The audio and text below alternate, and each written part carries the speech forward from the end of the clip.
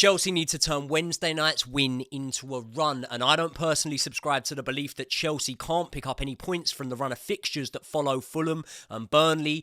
But I do understand why people are fearing for Chelsea in those run of fixtures. So, from a slightly more pessimistic point of view, if we were to pick up a minimal amount of points from the run that includes Arsenal, City, Spurs, Brighton, Newcastle, Man United, then we need to make sure we pick up the maximum amount of points available to us from Fulham and Burnley. But the key phrase I used there was pessimistic view, because that's exactly what that is, you know. I can promise you lot now, we will pick up some wins in those games. If you look at those games there, it's only actually Man City that I would personally completely sort of disregard us of being able to pick up any points against, but there's a lot of winnable games in there if we can go into those games with a bit of confidence, and if we can go into those games having come off the back of what could possibly be 3 unbeaten matches. So yeah, getting wins over Fulham and Burnley are absolutely essential to us being able to hit some form and pick up wins in the games that follow. Anyway, people, if you are new around here, this is the Joey Knight podcast. At the end of this video, if you like the content, you want to see more from myself, please do me a massive favour,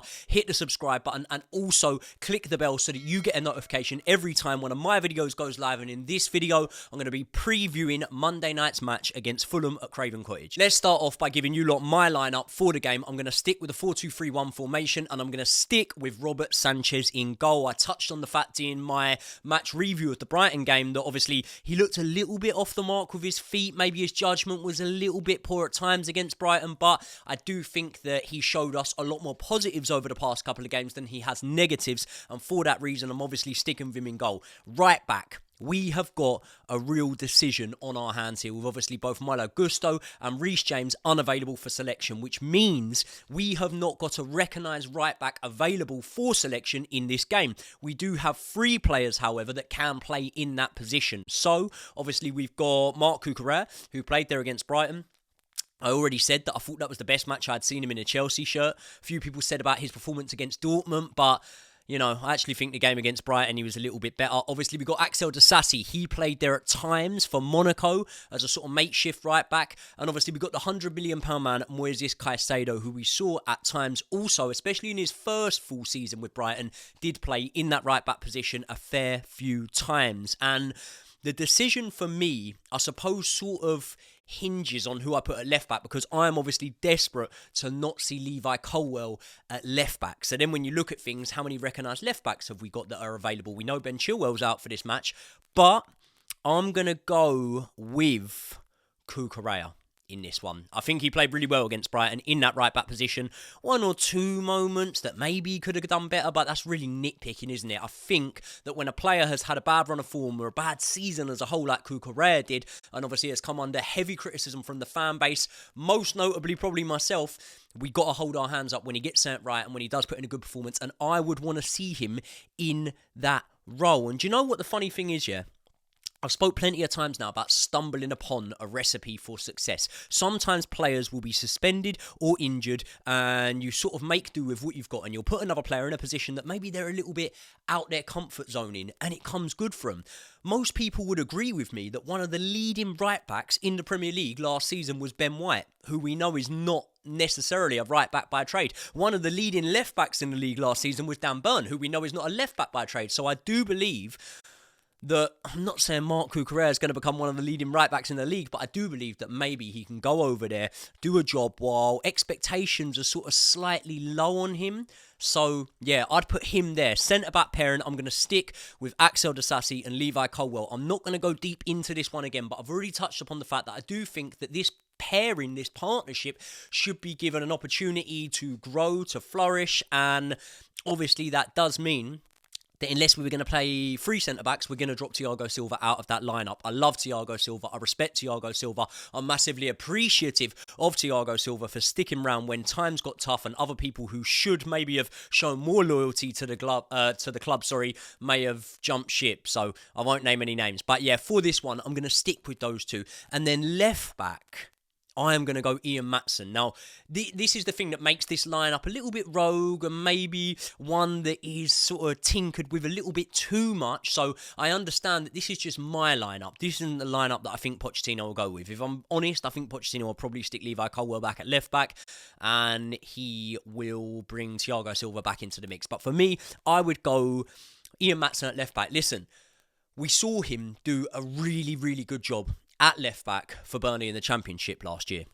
However, to counter that, we're now seeing the gulf that it appears like there is between the Championship and the Premier League this season, and that maybe makes me think, oh, okay, should he be being played there, or is he better off in a more attacking role further up the pitch? And I do believe that he probably is better off in a more attacking role further up the pitch, but we are where we are. We're in the position we're in, and we've got to make do with what we've got. And I do genuinely believe that Ian Maatsen is going to do a better job at left back than Cucurella would do at left back. And then I also think that then you look at the right back position, you don't have to, use a makeshift right back.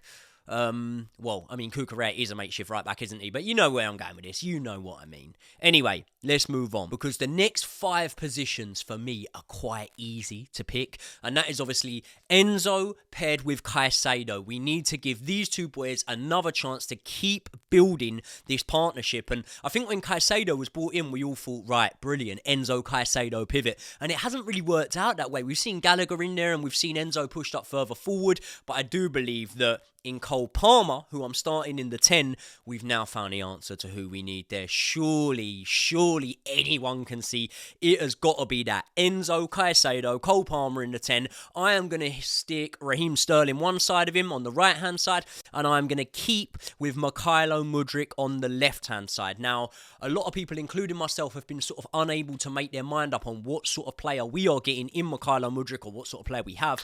And obviously, the main thing that's always made it hard for us to be able to make our mind up on Mudryk is the fact that we haven't seen him have a real consistent run where he is starting games in that first team. So I do genuinely believe that he needs to keep getting the games in. I was obviously at the Brighton match. I'm going to be at the Fulham match at Craven Cottage on Monday night. And I do think that Mykhailo Mudryk will probably come good, but he is very, very raw. His game needs a lot of fine-tuning at the minute. He is by no means the finished article. So I'm really, really hopeful that Pochettino can get an arm around him this season, and obviously take him on to the next level, which is why we paid the money for him. Now, obviously, Cole Palmer, I've touched on him. He looked like our most creative outlet on Wednesday night against Brighton. He is our most creative outlet at the minute. And obviously, there'll be a bit of a headache selection when Chukwuemeka comes back, which is looking like it's going to be a lot earlier than we initially thought it was going to be. I thought it was out till Christmas time, but he's back in training. He's kicking the ball on the training pitch. Whether he'll feature in this match or not, I don't know. That might be a bit of a stretch, but looking forward to seeing him back. Listen, it's a problem. It's a nice problem to have. Strength in depth is always good to have. Now, the number 9 position is an interesting one. And as you can already see from the lineup on screen, I'm not playing a false 9, okay? So, look, with the false 9 thing, you've seen Arsenal do it a little bit last season with Trossard through the middle. We've obviously seen Man City do it in years gone by before they brought Haaland in. But what I would say is to play a false 9, in my opinion, for what it's worth, it takes a really cohesive and well-drilled team that understand each other, have had time to bond together and know each other, and I just don't think Chelsea are that yet. And when we look at the options of who would play as that false 9, would we put Mykhailo Mudryk there? I mean, he's not been too clinical. Cole Palmer, we know he can score. Raheem Sterling the same, but I don't know. Although it might have worked in a Man City system, I just don't really think that in this Chelsea team at the minute we can do that with a false 9. I just don't think it'd work for me at the second. And also, realistically, when we look at Poch, has he ever played with a false 9? I don't know. You lot can answer that. Maybe at PSG, maybe. I'm not sure. Jog my memory because I can't remember. But what I do know is when I think about Pochettino, obviously at Southampton, he had Ricky Lambert at one point, Graziano Pella. At Spurs, he had Kane. So far at Chelsea, he's had Jackson. And I just think that Poch plays better and prefers his systems and his lineups with a false 9. I would agree with that. I know this is my lineup, but I'm obviously picking that because I would agree with that. Which means we got two options, haven't we? We've got Armando Broja, who is obviously returning from injury, or we've got a player that we haven't seen much of yet in David Washington. And let's be honest, none of us know much about David Washington, do we? At the end of the day, we've all probably done the same thing that I have done, which is watch YouTube highlights of him. And anyone that watches this channel knows how I feel about YouTube highlights. Yeah, they look brilliant, but they don't even tell a chapter. They don't even tell a page, let alone the full story, you know? If I have a son and he grows up and he's never watched any football, in 20 years' time, I can show him YouTube highlights and I can tell him that the best player in the world was Olivier Giroud, or you know, it was Messi, Ronaldo, Giroud. I could show him YouTube highlights and he would genuinely not doubt what I'm saying there.